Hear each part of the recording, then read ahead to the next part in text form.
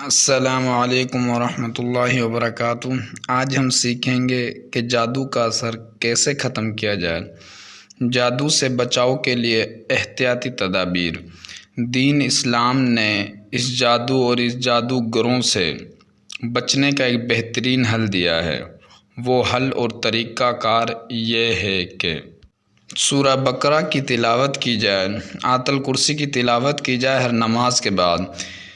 اسی طرح ہر نماز کے بعد معوذات پڑھی جائیں۔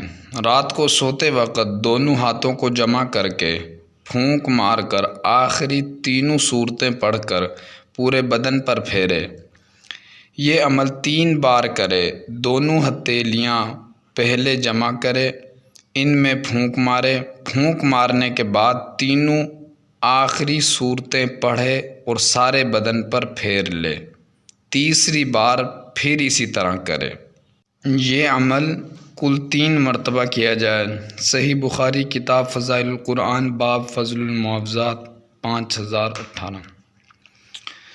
اسی طرح صبح شام کے اذکار کرے، اور نبی کریم صلی اللہ علیہ وسلم فرماتے ہیں کہ جو بندہ صبح کو 100 مرتبہ پڑھ لے، لا الہ الا اللہ وحدہ لا شریک لہ لہ الملک ولہ الحمد یحیی ویمیت وہو علی کل شیء قدیر۔ لا الہ الا اللہ وحدہ لا شریک لہ لہ الملک ولہ الحمد یحیی ویمیت وہو علی کل شیء قدیر۔ تو اس بندہ پر جادو، جنات اور شیاطین کا شام تک کوئی اثر نہیں ہوتا۔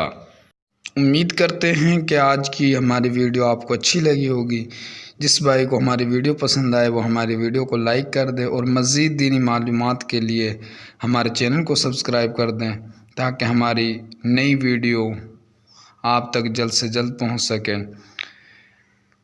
ملتے ہیں اگلی ویڈیو میں، جب تک کے لیے خدا حافظ، جزاک اللہ خیر، والسلام۔